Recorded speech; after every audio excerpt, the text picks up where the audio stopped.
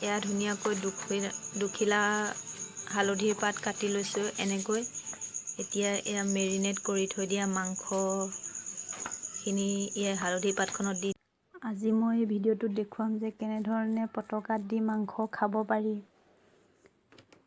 এয়া হৈছে হালধি পাত দুখন, মই ধুনীয়াকৈ ধুই মেলি লৈছোঁ আৰু ধুনীয়াকৈ কাটি লৈছোঁ। এয়া মানে টেঙা দি পেলাই মেৰিনেট কৰি থৈ দিয়া মাংস। এতিয়া ইয়াত মিঠাতেল অলপ দি দিছোঁ। এয়া অকণমান ৰেড চিলি দি দিছোঁ। ইয়াত এতিয়া অলপমান হালধি দি দিছোঁ।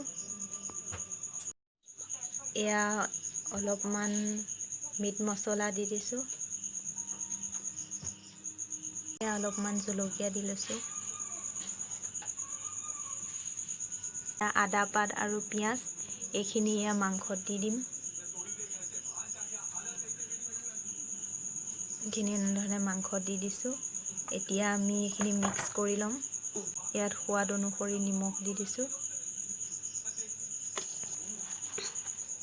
এতিয়া এইখিনি আমি মিক্স কৰি ল'ম। এনেধৰণে মিক্স কৰি লৈছোঁ।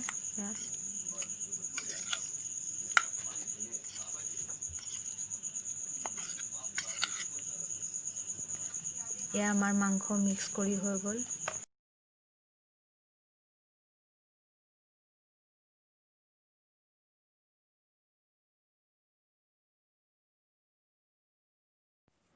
এয়া পাতখনত এতিয়া মই এনেধৰণে দি দিছোঁ। মই এটা বস্তু দেখুৱাবলৈ ৰৈ গ'ল মোৰ। মই ইয়াত এটা জালুক, নহৰু আৰু আদাৰ এটা পেষ্ট বনাই লৈছিলোঁ, সেইটো ৰৈ গ'ল। আপোনালোকে যদি খায় তেনেহ'লে সেই পেষ্টটো এড কৰি লৈ মাংসখিনি ধুনীয়াকৈ মিক্স কৰি ল'ব। কাৰণ মই প্ৰথমতে যেতিয়া মাংসখিনি মেৰিনেট কৰিছিলোঁ তেতিয়া কোনো ধৰণৰ মছলা ব্যৱহাৰ কৰা নাছিলোঁ। কেৱল নেমুৰ ৰস দি মই মেৰিনেট কৰি থৈছিলোঁ মাংসখিনি। আপোনালোকে যদি খায় তেনেহ'লে পিছত এড কৰি ল'ব এইখিনি। এতিয়া মই এইখন ধুনীয়াকৈ ভাজ লগাই দিছোঁ।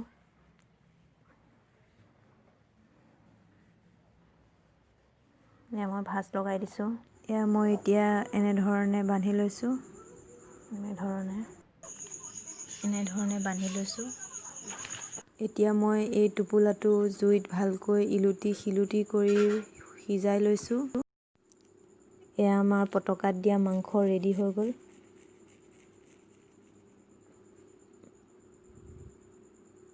একদম ধুনীয়া গোন্ধাইছে।